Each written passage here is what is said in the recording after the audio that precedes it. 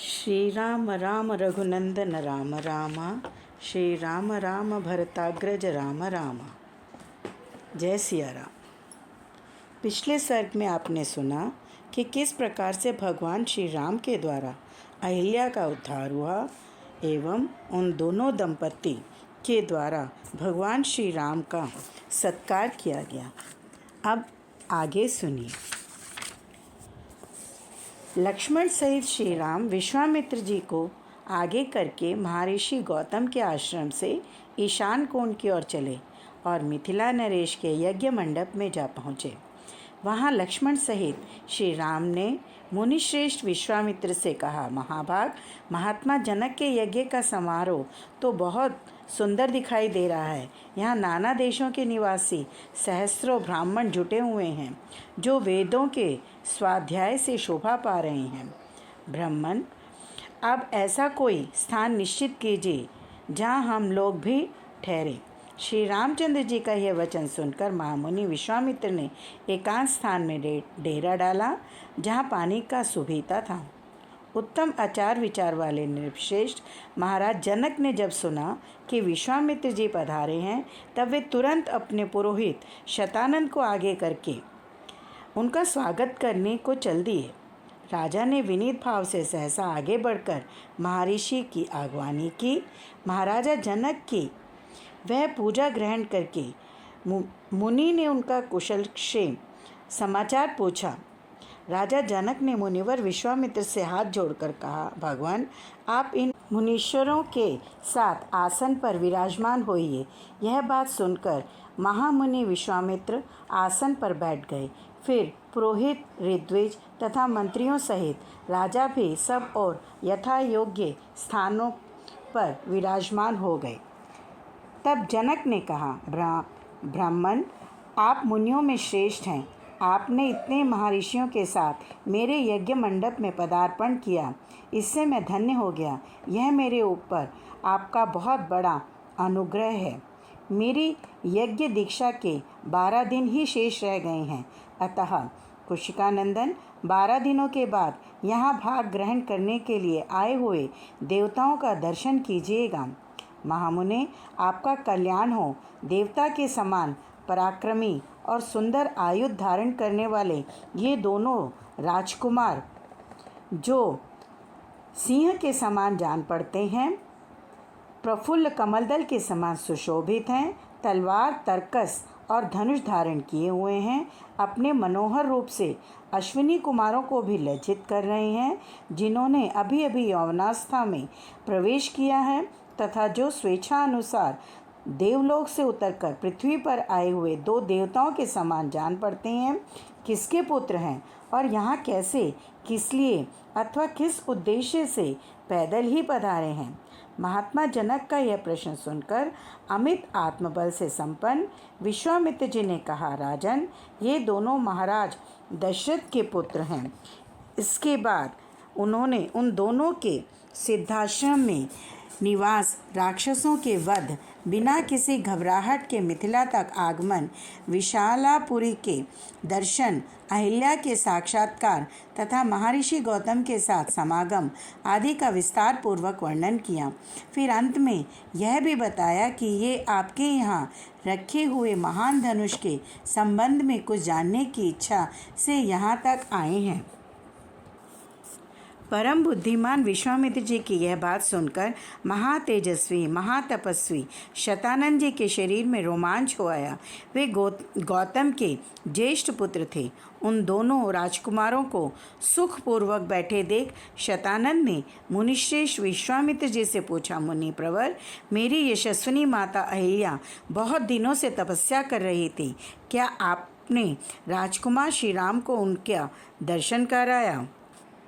शतानंद का यह प्रश्न सुनकर महामुनि विश्वामित्र ने शतानंद को इस प्रकार उत्तर दिया, मेरा जो कर्तव्य था उसे मैंने पूरा किया। महर्षि गौतम से उनकी पत्नी अहिल्या उसी प्रकार जा मिली है जैसे भृगुवंशी जमदग्नि से रेणुका मिली है। दूसरे दिन निर्मल प्रभात काल आने पर धर्मात्मा राजा जनक ने अपने नित्य नियम पूरा करके श्री राम और लक्ष्मण सहित महात्मा विश्वामित्र जी को बुलाया और शास्त्रीय विधि के अनुसार मुनि तथा उन दोनों महामनस्वी राजकुमारों का पूजन करके इस प्रकार कहा, भगवान आपका स्वागत है। आप मुझे आज्ञा दीजिए, मैं आपकी क्या सेवा करूं? मुनिश्रेष्ठ विश्वामित्र ने उनसे यह बात कही, महाराज, राजा दशरथ के ये दोनों पुत्र विश्वविख्यात क्षत्रिय वीर हैं और आपके यहाँ जो श्रेष्ठ धनुष रखा है उसे देखने की इच्छा रखते हैं। आपका कल्याण हो, वह धनुष इन्हें दिखा दीजिए, इससे इनकी इच्छा पूरी हो जाएगी। फिर ये दोनों राजकुमार उस धनुष के दर्शन मात्र से संतुष्ट हो इच्छा अनुसार अपनी राजधानी को लौट जाएंगे। मुनि के ऐसा कहने पर राजा जनक महामुनि विश्वामित्र जी से बोले, मुनि पर इस धनुष का वृतांत सुनिए। जिस उद्देश्य से यह धनुष यहाँ रखा गया वह सब बताता हूँ। भगवान निमि के ज्येष्ठ पुत्र राजा देवरात के नाम से विख्यात थे। उन्हीं के महात्मा के हाथ में यह धनुष धरोहर के रूप में दिया गया था। कहते हैं पूर्व काल में दक्ष यज्ञ विध्वंस के समय परम पराक्रमी भगवान शंकर ने खेल खेल में ही रोष पूर्वक इस धनुष को उठाकर यज्ञ विध्वंस के पश्चात देवताओं से कहा, देवगण, मैं यज्ञ में भाग प्राप्त करना चाहता था किंतु तुम लोगों ने नहीं दिया, इसलिए इस धनुष से मैं तुम सब लोगों के परम पूजनीय श्रेष्ठ अंग मस्तक काट डालूंगा।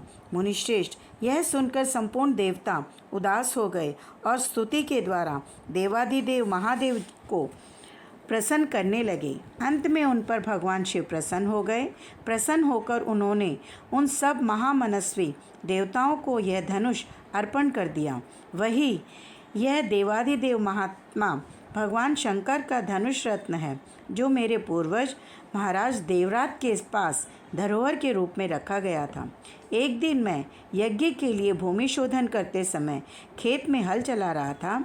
उसी समय हल के अग्रभाग से जोती गई भूमि से एक कन्या प्रकट हुई। सीता हल द्वारा खींची गई रेखा को कहते हैं, से उत्पन्न होने के कारण उसका नाम सीता रखा गया। पृथ्वी से प्रकट हुई वह मेरी कन्या क्रमशः बढ़कर सयानी हुई। अपनी इस अयोनिजा कन्या के विषय में मैंने यह निश्चय किया कि जो अपने पराक्रम से इस धनुष को चढ़ा देगा उसी के साथ मैं उसका विवाह करूँगा। मुनिश्रेष्ठ, भूतल से प्रकट होकर दिनों-दिन बढ़ने वाली मेरी पुत्री सीता को कई राजाओं ने यहाँ आकर मांगा, परंतु भगवान, कन्या का वरण करने वाले उन सभी राजाओं को मैंने यह बता दिया कि मेरी कन्या वीर्य शुल्का है। उचित पराक्रम प्रकट करने पर ही कोई पुरुष उसके साथ विवाह करने का अधिकारी हो सकता है। यही कारण है कि मैंने आज तक किसी को अपनी कन्या नहीं दी। मुनि पुंगव तब राजा मिलकर मिथिला में आए और पूछने लगे कि राजकुमारी सीता को प्राप्त करने के लिए कौन सा पराक्रम निश्चित किया गया है। मैंने पराक्रम की जिज्ञासा करने वाले उन राजाओं के सामने यह शिवजी का धनुष रख दिया, परंतु वे लोग इसे उठाने या हिलाने में भी समर्थ ना हो सके। महामुने, उन पराक्रमी नरेशों की शक्ति बहुत थोड़ी जानकर मैंने उन्हें कन्या देने से इनकार कर दिया। मेरे द्वारा अपना तिरस्कार हुआ मानकर उन श्रेष्ठ नरेशों ने अत्यंत रुष्ट हो मिथिलापुरी को सब ओर से पीड़ा देना प्रारंभ कर दिया। तब मैंने तपस्या के द्वारा समस्त देवताओं को प्रसन्न करने की चेष्टा की। देवता बहुत प्रसन्न हुए और उन्होंने मुझे चतुरंगिणी सेना प्रदान की। फिर तो हमारे सैनिकों की मार खाकर वे सभी पापाचारी राजा भागकर विभिन्न दिशाओं में चले गए। मुनिश्रेष्ठ, यही वह परम प्रकाशमान धनुष है। उत्तम व्रत का पालन करने वाले महर्षि, मैं उसे श्री राम और लक्ष्मण को भी दिखाऊंगा। मुने, यदि श्री राम इस धनुष को प्रत्यंचा चढ़ा दें तो मैं अपनी अयोनिजा कन्या सीता को इन दशरथ कुमार के हाथ में दे दूं। जनक की यह बात सुनकर महामुनि विश्वामित्र बोले, राजन, आप श्री राम को अपना धनुष दिखाइए। तब राजा जनक ने मंत्रियों को आज्ञा दी, चंदन और मालाओं से सुशोभित वह दिव्य धनुष यहाँ ले आओ। राजा जनक की आज्ञा पाकर वे अमित तेजस्वी मंत्री नगर में गए और उस धनुष को आगे करके पुरी से बाहर निकले। वह धनुष 8 पहियों वाली लोहे की बहुत बड़ी संदूक में रखा गया था। उसे मोटे ताजे 5000 मनस्वी वीर किसी तरह ठेलकर वहां तक ला सके। ब्रह्मन, यही वह श्रेष्ठ धनुष है जिसका जनकवंशी नरेशों ने सदा ही पूजन किया। इसे समस्त देवता, असुर, राक्षस, गंधर्व, बड़े बड़े यक्ष, किन्नर और महानाग भी नहीं चढ़ा सके हैं। महर्षि की आज्ञा से श्री राम ने जिसमें वह धनुष था उस संदूक को खोलकर उस धनुष को देखा और अच्छा, अब मैं इस दिव्य एवं श्रेष्ठ धनुष में हाथ लगाता हूँ और इसे उठाने और चढ़ाने का भी प्रयत्न करूँगा। श्री राम ने उस धनुष को बीच से पकड़कर लीलापूर्वक उठा लिया और खेल सा करते हुए उस पर प्रत्यंचा चढ़ा दी। प्रत्यंचा चढ़ाकर महायशस्वी नरश्रेष्ठ श्री राम ने जो ही उस धनुष को कानों तक खींचा त्यों ही वह बीच से ही टूट गया। टूटते समय उससे वज्रपात के समान बड़ी भारी आवाज़ हुई। ऐसा जान पड़ा मानो पर्वत फट गया हो। उस समय महान भूकंप आ गया। मुनिवर विश्वामित्र, राजा जनक तथा रघुकुल भूषण दोनों भाई श्री राम और लक्ष्मण को छोड़कर शेष जितने लोग वहां खड़े थे वे सब धनुष टूटने के उस भयंकर शब्द से मूर्छित होकर गिर पड़े। थोड़ी देर में जब सबको चेत हुआ तब निर्भय होकर राजा जनक ने हाथ जोड़कर मुनिवर विश्वामित्र से कहा, भगवान, मैंने दशरथ नंदन श्री राम का पराक्रम आज अपनी आँखों से देख लिया। महादेव जी के धनुष को चढ़ाना यह अत्यंत अद्भुत अचिंत्य घटना है। मेरी पुत्री सीता दशरथ कुमार श्री राम को पति रूप में प्राप्त करके जनक वंश की कीर्ति का विस्तार करेगी। सीता मेरे लिए प्राणों से भी बढ़कर है। अपनी यह पुत्री मैं श्री राम को समर्पित करूँगा।